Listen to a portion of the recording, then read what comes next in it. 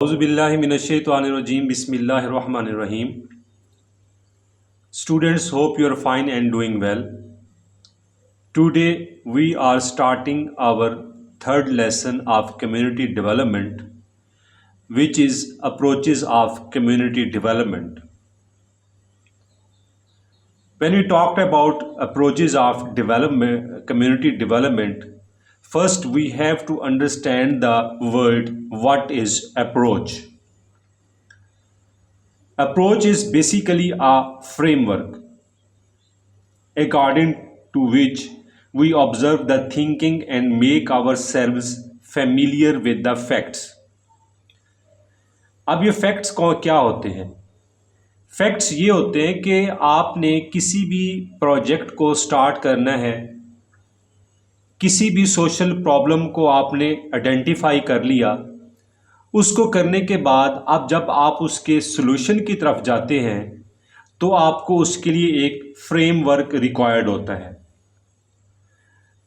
ये जो फ्रेमवर्क होता है basically is a way of working with communities and people to set agendas कि आपने कम्युनिटी के साथ किस तरीके से काम करना है, किस तरह का एजेंडा आपने बनाना है, लोगों को किस तरीके से आपने ऑर्गेनाइज करना है ताकि वो जो आपका कलेक्टिव गोल है for the betterment of society, उस गोल को किस तरीके से अचीव किया जा सकता है। इसको हम कहते हैं अप्रोच। अप्रोच बेसिकली अगर मैं आपको इसकी एग्जांपल दूं कि अगर आप जाते हैं कि आपने घर को कंस्ट्रक्ट करना है तो कंस्ट्रक्ट करने से पहले आप उसका एक मैप बनवाते हैं। वो जो मैपिंग है बेसिकली कम्युनिटी डेवलपमेंट में वही फ्रेमवर्क है कि किसी भी प्रोजेक्ट को या किसी भी घर की कंस्ट्रक्शन से पहले आपके माइंड में एक मैप होता है जो कि रिटन होता है, उसमें किस तरीके से क्या चीज़ कैसे और कहाँ पे होगी और फिर जाके ये घर कंप्लीट होगा। तो कम्युनिटी डेवलपमेंट में बेसिकली जो फ्रेमवर्क है, जो अप्रोच है, उसके यही मीनिंग है। अब हमारे पास डिफरेंट किस्म की अप्रोचेज हैं। सबसे पहले हमारे पास है एक्सटर्नल एजेंट अप्रोच। उसमें क्या होता है? उसमें यह होता है कि आपने कम्युनिटी में एक प्रॉब्लम को फाइंड आउट किया। प्रॉब्लम को फाइंड आउट करने के बाद आप कहते हो जी हमने इसका कोई ना कोई एक सॉल्यूशन फाइंड आउट करना है। अब उसके सॉल्यूशन के लिए आपके पास वो नॉलेज, वो टेक्निकल स्किल या वो एक्सपीरियंस नहीं है, तो आप क्या करते हैं? आप बाहर से एक बंदा हायर करते हैं। उसके नाम से ही है कि एक्सटर्नल एजेंट अप्रोच। आपने आउटसोर्स किया एक बंदे को, उसके बाद आपने सोसाइटी की बहुत सारी प्रॉब्लम्स को आपने आइडेंटिफाई किया। आइडेंटिफाई करने के बाद आप कहते हैं कि वो एक्सटर्नल एजेंट आपके पास आ गया है। वो आके फिर खुद से स्टडी करता है, आपसे बातचीत करता है। बातचीत करने के बाद वो उसका एक बेहतर सॉल्यूशन आपको प्रोवाइड करता है, लेकिन वो उस सॉल्यूशन के लिए वो कम्युनिटी के रिसोर्सेज को मैक्सिमम यूटिलाइज कर रहा होता है। अब एक्सटर्नल जो एजेंट है वो मुख्तलिफ किस्म की मीटिंग्स अरेंज करता है, जो कम्युनिटी के लोकल लोग होते हैं और जो उसमें प्रॉब्लम्स आ रही हैं, हर्डल्स आ रहे हैं, उसको वो हाईलाइट करता है। हाईलाइट करने के बाद वो एक ऐसी अप्रोच या एक ऐसा फ्रेमवर्क प्रोवाइड करता है, एक ऐसी पॉलिसी कम्युनिटी को बना के देता है जिसके तहत उस सॉल्यूशन का प्रॉब्लम आसानी से उस कम्युनिटी के पास आ जाता है। तो इस अप्रोच को हम कहते हैं मैनेजरियल अप्रोच, कि ये एक्सटर्नल एजेंट अप्रोच भी है। It's also called the managerial approach. इसका जो सबसे बड़ा एडवांटेज है वो ये है कि आप एक एक्सटर्नल बंदे को हायर करते हैं, वो बगैर किसी हेजिटेशन के आपको क्लियर बात करता है कि ये प्रॉब्लम है और उसका ये सॉल्यूशन होगा।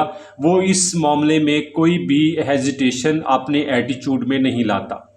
तो ये एक बेस्ट अप्रोच है कि जब आपके पास रिसोर्सेज हैं लेकिन आपके पास प्लानिंग करने के लिए वो टेक्निकल नॉलेज या स्किल नहीं है। सेकंड जो हमारे पास अप्रोच है इसको मल्टीपल अप्रोच कहा जाता है या रिप्रेजेंटेटिव अप्रोच भी कहा जाता है। इसमें क्या होता है, इसमें ये होता है कि जो एक्सपर्ट होता है basically try to provide the various facilities including the health, education, sanitation, recreation etcetera.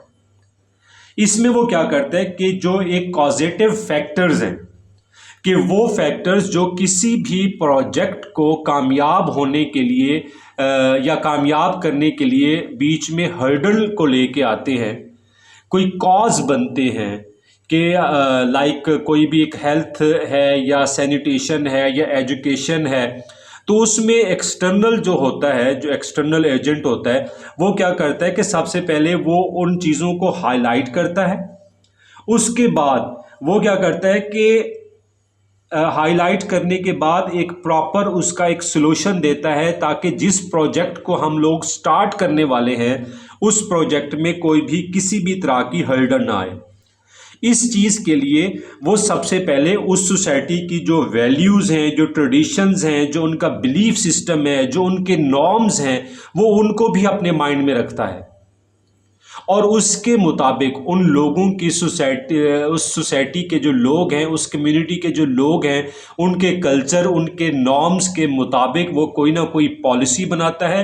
Policy बनाने के बाद वो उन लोगों को मोटिवेट करता है, उनके अंदर एक पॉजिटिव थॉट को लेके आता है, तब जाके उस प्रोजेक्ट की इम्प्लीमेंटेशन की तरफ एक मतलब वो मूव फॉरवर्ड करता है ताकि पहले लोगों का माइंड बनाया जाए, उसके बाद इस प्रोजेक्ट पे काम किया जाए।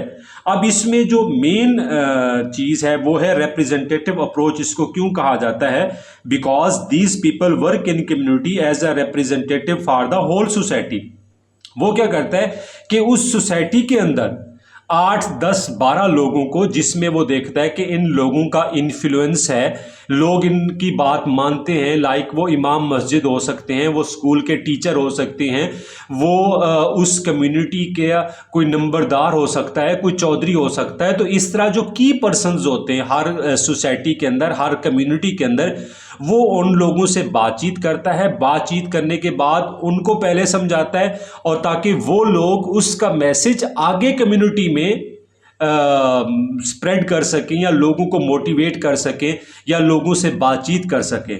तो इसमें जो हमारे पास एक्सटर्नल एजेंट है वो सोसाइटी के अंदर की पर्सन्स को फाइंड आउट करने के बाद उनको प्रॉब्लम का सलूशन बताएगा और वो लोग आगे उसके मैसेज को लेके आगे लोगों से बातचीत करेंगे। तो इसको हम कहते हैं मल्टीपल अप्रोच और रिप्रेजेंटेटिव अप्रोच। और जो हमारे पास थर्ड अप्रोच है वो है participatory approach to community development. इसमें क्या करते हैं जो एक्सटर्नल एजेंट होता है कि local people are encourage and motivated to use their resources for the improvement और डेवलपमेंट ऑफ देयर कम्युनिटी। अब जो लोकल लोग हैं, मतलब फर्स्ट स्टेप पे हमने एक एक्सटर्नल एजेंट को हायर किया, सेकंड स्टेप पे एक्सटर्नल एजेंट ने रिप्रेजेंटेटिव को सिलेक्ट किया और थर्ड स्टेप पे जो रिप्रेजेंटेटिव होते हैं वो क्या करते हैं, जो लोकल लोग हैं, हर स्ट्रीट में से 1 या 2 या 3 बंदे, वो कोई भी हो सकते हैं। एक अगर गांव है उसके अंदर 100 घर हैं तो वो क्या करता है कि हर एवरी 10th जो हाउस है उसका एक मेंबर वो सिलेक्ट कर लेता है। सिलेक्ट करने के बाद वो उसकी ये जो अप्रोच है ना कि अब एक मतलब 8 या 10 जो आपकी कम्युनिटी के रिप्रेजेंटेटिव हैं वो पूरे गांव को, पूरी कम्युनिटी को कवर नहीं कर सकते, तो उसके लिए लोकल लोगों की हेल्प ली जाती है जिसको हम पार्टिसिपेटरी अप्रोच कहते हैं कि एक आम आदमी भी इस अप्रोच का या इस जो प्रोजेक्ट है इसका पार्ट बन सकता है। उसमें जेंडर का भी कोई इशू नहीं होता, उसमें आपका एज का भी कोई इशू नहीं होता, आपकी रेस या एथनिसिटी का भी कोई इशू नहीं होता। बस लोगों के पास मोटिवेशन होनी चाहिए, लोगों को काम करने का एक तरीका और अंदाज़ा होना चाहिए, लोग थोड़े से एक्टिव होकर उस प्रोजेक्ट में पार्टिसिपेट कर सकें। तो इस तरीके से हम क्या करते हैं कि लोकल लेवल पे या लोअर लेवल पे जाके लोगों को मोटिवेट करके उस प्रोजेक्ट का पार्ट बनाते हैं। रूरल कम्युनिटीज़ में जो डेवलपिंग वर्ल्ड हमारे पास है, रूरल कम्युनिटीज़ में ये अप्रोच बहुत ज़्यादा इसकी इम्पोर्टेंस है और बहुत ज़्यादा इसके ऊपर प्रैक्टिस की जाती है, क्योंकि ये देखा गया है कि जितना लोकल लेवल पे या लो लेवल पे लोग उस प्रोजेक्ट का पार्ट बनते हैं, उस प्रोजेक्ट की जो सक्सेस रेशियो है वो 100% बढ़ जाती है। लोग उस प्रोजेक्ट को ओन करना स्टार्ट कर देते हैं, लोग उस प्रोजेक्ट को अपना प्रोजेक्ट कंसीडर करते हैं और लोग उसमें बढ़ चढ़ के हिस्सा लेते हैं। जितनी भी रूरल डेवलपमेंट हुई है डेवलपिंग कंट्रीज़ के अंदर, ये सारी की सारी ऑलमोस्ट इस पार्टिसिपेटरी अप्रोच के तहत हुई है कि पहले लोगों को मोटिवेट किया गया लोअर लेवल पे और उसके बाद मतलब लोगों को अथॉरिटी दी गई लोअर लेवल पे जाके, जो लोकल लोग होते हैं।